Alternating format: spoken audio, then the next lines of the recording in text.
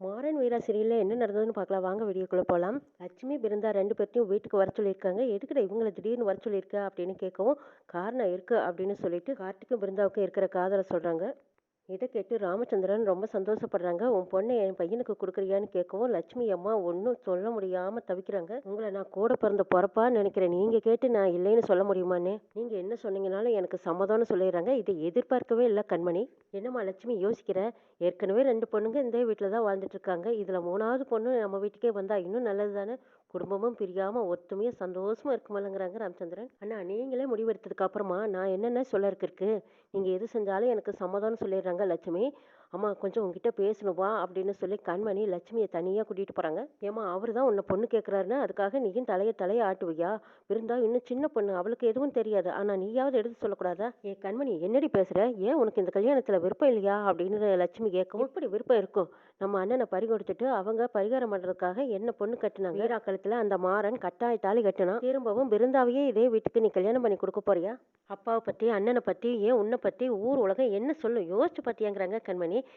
கண்மணி நீ என்ன பேசிட்டு இருக்கிற? ஏற்கனவே உங்க 2 பேர்த்தையும் இங்க தாண்டி கட்டி கொடுத்துருக்கேன். அதுவும் தவிர கார்த்தி மாப்பிள்ளையும் பிருந்தாவும் விரும்புறாங்கன்னு தெரிஞ்சிருந்தோம் நீ எப்படி பேசுறிய கண்மணி? பிருந்தாவும் இதே வீட்டுக்கு வாழ வந்தான்னா 3 பேரும் ஒருத்தருக்கு ஒருத்தர் ஒத்தாசையா ஆதரவா இருப்பீங்கல்ல. இந்த குடும்பத்துக்கு வந்துட்டானா ரொம்ப சந்தோஷப்படுவல்ல. கார்த்தி மாப்பிள்ளையும் ரொம்ப நல்லவர் தானே அப்படின்னு நீதாமா நினைச்சிட்டு இருக்கிற. இந்த குடும்பத்தை பத்தி உனக்கு என்ன தெரியும்? நீ நினைக்கிற மாதிரியெல்லாம் அப்படி இருக்காது புரிஞ்சுக்கோங்கிறாங்க. நீ என்னடி பேசிக்கிட்டு இருக்கிற? நான் இருக்கிற நிலைமையில பிருந்தாவை வேற எங்கேயோ கல்யாணம் பண்ணி கொடுக்கறத விட இதே குடும்பத்துக்கு பிருந்தாவும் வாழ வந்தான்னா ரொம்ப நல்லா இருக்குமல்ல, அவளும் சந்தோஷமா இருப்பாள்ங்கிறாங்க அப்படின்னு நீ தான் நினைச்சிட்டு இருக்க. ஆனா இந்த கல்யாணத்துல எனக்கு ஒரு துளி கூட இஷ்டம் இல்லைங்கிறாங்க கண்மணி. நீ இப்படி எல்லாம் பேசுறதா நிப்பாட்டு அப்படின்னு சொல்லிட்டு போறாங்க லட்சுமி. நாம எவ்வளவு தடுத்தாலும் யாரும் கேட்கற மாதிரி தெரியலன்னு நினைச்சுக்கிட்டு கண்மணி வேறொரு பிளான் போட்டுட்டு இருக்காங்க. எவ்வளவு சொல்லியும் அம்மா கேட்கற மாதிரியே தெரியலையே. இத்தனைக்கும் காரணம் வீரா தான் சப்போர்ட் பண்ணி. இந்த குடும்பம் ஏற்கனவே வீராவை தலை மேல தூக்கி வச்சுக்கிட்டு கொண்டாடுறாங்க. இதுல கார்த்திக்கு கல்யாணம் பண்ணி வச்சா அவ்வளவுதான், கேட்கவே வேண்டாம். என்ன செஞ்சா இந்த கல்யாணத்தை நிறுத்த முடியும்னு பிளான் பண்ணானே. இந்த குடும்பத்தை எப்படா கலைக்கலாம்னு நினைச்சிட்டு இருக்கேன். இதுல பிருந்தாவும் இந்த குடும்பத்துக்கே வாழ வந்தானா அதை எப்படி நாம நினைச்சது நடக்கும்? எப்படி பார்த்தாலும் கார்த்திக்கும் பிருந்தாவுக்கும் கல்யாணம் பண்ணி வைக்கணும்னா உடனே ஜாதகத்தை தான் பார்ப்பாங்க. நம்ம கையில எடுக்கிற வேண்டிய ஆயுதமே ஜாதகம் தான். கண்மணி ஒரு ஜோசியரை பாக்குறாங்க. அந்த ஜோசியரை பார்த்து நான் சொன்ன மாதிரி நீங்க சொல்லுங்கன்னு சொல்லி பணத்தை கொடுத்து அந்த ஜோசியரை சொல்லி கொடுத்து வச்சிருக்காங்க. ஜோசியரும் பணத்துக்கு ஆசைப்பட்டு சரிம்மா நீங்க சொன்ன மாதிரியே நான் சொல்லிடுறேன் கவலைப்படாத போங்கங்கிறாங்க. கண்மணி ஜோசியரை ரெடி பண்ணி வச்சுட்டு ராமச்சந்திரன் கிட்ட வந்து பேசுறாங்க. மாமா நம்ம என்னதான் சொந்த பந்தத்துக்குள்ள விருப்பப்பட்டு கல்யாணமே பண்ணிக்கிட்டாலும் அப்பவும் நம்ம ஜோசியம் ஜாதகம் பார்க்கறதெல்லாம் முறை தானே. ஜாதகத்தை பார்த்து முறையா செஞ்சுக்கலாங்கிறாங்க கண்மணி. அட அதெல்லாம் ஒன்றும் வேண்டாம் கண்மணி. இப்போ என்ன நம்ம புதுசாவா பொண்ணு எடுக்கிறோம்? லட்சுமி எனக்கு தங்கச்சி மாதிரி. என் தங்கச்சி பொண்ணியை தானே என் பையனுக்கு கட்டுறேன். இத்தனையிலையும் 2 பேரும் விரும்புறாங்க. 2 பேத்துக்கும் மனப்பொருத்தம் இருக்கு. இதுக்கப்புறம் இது இருக்குமா ஜாதகமெல்லாம் பார்த்துக்கிட்டு எல்லாம் ஒன்றும் தேவையில்லை. அவங்க 2 பேத்துக்கும் கல்யாணம் பண்ணி வச்சா சந்தோஷமா வாழ்வாங்கங்கிறாங்க. அங்க வள்ளி வர்றாங்க. ஏமா வள்ளி நீ என்னம்மா சொல்ற? பிருந்தாவுக்கும் கார்த்திக்கும் ஜாதகம் பார்க்கணுங்கிறியாங்கிறாங்க. ஐயோ அதெல்லாம் ஒண்ணுமே வேண்டாம் என்ன. அவங்க 2 பேருமே மனசொட்டு விருப்பப்பட்டு இருக்கும்போது இனி இது எதுக்கு ஜாதகமெல்லாம் அது இதுன்னு சொல்லலாம். ஒன்றும் தேவையில்லை விடுங்கங்கிறாங்க வள்ளி. ஆமா நீங்க என்ன வேணாலும் சொல்லுங்க. என்னதான் இருந்தாலும் என் பிருந்தா என்னோட கூட பிறந்த தங்கச்சி. கல்யாணமே செஞ்சு நாளைக்கு அப்படியே இப்படின்னு ஏதாவது ஒண்ணுனாலும் இழப்பு யாருக்கு? என் குடும்பத்துக்கு தானே. அதனால நம்ம ஜாதகம் பார்த்து செய்யறதா மாமா நல்லதுங்கிறாங்க. சரி கண்மணி நீ விருப்பப்படுறதுனால நானும் சரின்னு சொல்றேன். ஆனா எனக்கு இதுல எல்லாம் நம்பிக்கையே இல்லைங்கிறாங்க ராமச்சந்திரன். கண்மணி பேசுறது சரியே இல்லையே. இவ எதுக்கு இவ்வளவு பிடிவாரமா ஜாதகம் பார்க்கணும்னு சொல்றா? கார்த்திகும் பிருந்தாவும் முடிவு எடுத்துட்டாங்க 2 பேரும் கல்யாணம் பண்ணிக்கலான்னு. இதுல இவ ஏன் குறுக்க போதுற? ஏதோ விஷயம் இருக்குன்னு வள்ளிக்கு புரிஞ்சு போச்சு. கண்மணி உன்னோட திருப்திக்காக நாளைக்கு நம்ம குடும்ப ஜோசியரை வர சொல்றேன். எல்லாரும் சேர்ந்து பார்த்துக்கலாம். கண்மணிக்கு தூக்கி வாரி போடுதோ. ஐயோ நாம ஒரு ஜோசியரை ரெடி பண்ணி வச்சா இவர் என்னடான்னா குடும்ப ஜோசியரை வர சொல்றாரு. ஒருவேளை ஜாதகம் நல்லா இருந்துட்டா நாம நினைச்சது எதுவும் நடக்காம போயிடுமே. நம்ம சொல்ற ஜோசியர் வந்தா தானே சரியா இருக்கும்னு யோசிக்கிறாங்க. ஆமா குடும்ப ஜோசியரை விட இப்போ ஒரு ஜோசியர் புதுசா வந்திருக்காராமே.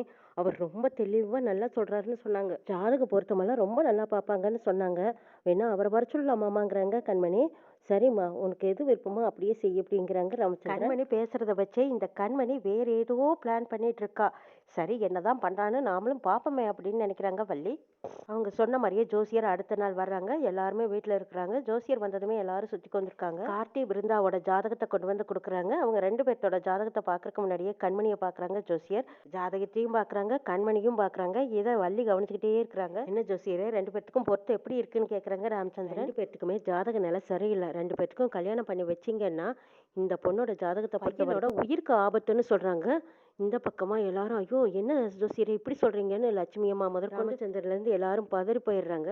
வள்ளி புரிஞ்சுக்கிட்டாங்க இது எல்லாமே கண்மணி சொல்லி கொடுத்து கூட்டிட்டு வந்த ஏற்பாடு தானே நினச்சிக்கிட்டு, ஜோசியரே நீங்க நல்லா ஜாதகத்தை பார்த்து சொல்லுங்க, நான் உங்களுக்கு போய் ஜூஸ் எடுத்துட்டு வரேன்ட்டு போறாங்க வள்ளி. ராமச்சந்திரனுக்கு ஒரு ஃபோன் வருது, தவிர்க்க முடியாத ஃபோனு, நான் பேசிட்டு வந்துடுறேன்ட்டு அப்படி போய் பேசிட்டு இருக்கிறாங்க. ஜோசியரே நீங்க அதுக்குள்ள ஜூஸ் குடிச்சுக்கலாம் வாங்க இப்படி வாங்க அப்படின்னு தனியா கூட்டிட்டு போறாங்க வள்ளி.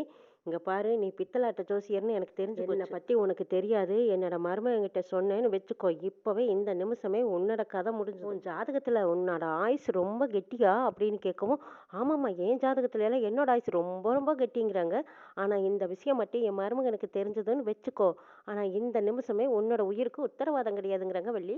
உயிரோட இருக்க விருப்பமா இல்ல மேல போக ரொம்ப ஆசையான்னு கேக்குறாங்க வள்ளி. அம்மா சாமி தாயே நீங்க சொன்னதை செய்யக்கூடிய ஆள் தானு நானும் கேள்விப்பட்டிருக்கேன், நான் உண்மை என்னவோ அதை மட்டும் சொல்லிட்டு போறேன்னு சொல்லிட்டு மறுபடியும் ஜாதகத்தை வாங்கி ஜோசியர் பாக்குறாரு. மறுபடியும் கூட்டி கழிச்சு கணிச்சு போட்டுட்டு இருக்கிறாரு. ரெண்டு பேர்த்தோட ஜாதகமும் ரொம்ப நல்லா பொருந்தி இருக்குதுங்கிறாங்க. என்ன ஜோசியரே இதுக்கு முன்னாடி ரெண்டு பேர்த்துக்கும் பொருத்தமே இல்லைன்னு சொன்னீங்க, இப்ப இப்படி சொல்றீங்களாங்கிறாங்க. ஆமாங்க ஐயா நான் சரியா கணிக்கல, ஆனா இப்ப நல்லா கணிச்சிருக்கேன், ரெண்டு பேர்த்துக்கும் பொருத்தம் பக்காவா 10 பொருத்தமும் நல்லா இருக்குதுங்கிறாங்க. கண்மணிக்கு தூக்கி வாரி போடுது, என்னது என்கிட்ட பணத்தை வாங்கிக்கிட்டு நான் சொல்லி கொடுத்த மாதிரி சொல்றேன்னு சொல்லி இப்ப இவங்களுக்கு ஜாதகமாவல நல்ல விதமா சொல்லிட்டு இருக்காரு. என்னாச்சு இந்த ஜோசியருக்குன்னு யோசிக்கிறாங்க கண்மணி. ஜோசியரே மறுபடியும் நல்லா தெளிவா பார்த்து சொல்லுங்கன்னு கேக்குறாங்க ராமச்சந்திரன். நல்லா தெளிவா பார்த்துட்டங்க, இவங்க ரெண்டு பேத்துக்கும் கல்யாணம் பண்ணி வச்சா அமோகமா வாழ்வாங்கன்னு சொல்றாங்க. கண்மணி மறுபடியும் திரும்ப திரும்ப நல்லா பாத்தீங்களா நல்லா பாத்தீங்களான்னு கேக்குறாங்க. அதெல்லாம் அவர் ரொம்ப நல்லா பார்த்துட்டாருங்கிறாங்க. வள்ளிமணியை பார்த்து வள்ளி சிரிக்கிறாங்க. வள்ளி சிரிக்கிறத பார்த்ததும் கண்மணிக்கு ஓ இவங்க தான் ஏதோ வேலை பார்த்துருக்காங்க கொடுக்குறேங்கிற பேர்ல இந்த ஜோசியரை மிரட்டியிருப்பாங்க போல இருக்கு, நம்ம பிளான் இதுல ஒர்க் அவுட் ஆகாம போச்சு அப்படின்னு மறுபடியும் வேற ஒரு பிளான் பண்ணலான்னு யோசிக்கிறாங்க கண்மணி. கார்த்தி பிருந்தாவோட கல்யாணத்தை எப்படி தடையில்லாம வேறாவும் மாறணும் நடத்த போறாங்கன்னு நாளை எபிசோட்ல பார்க்கலாம்.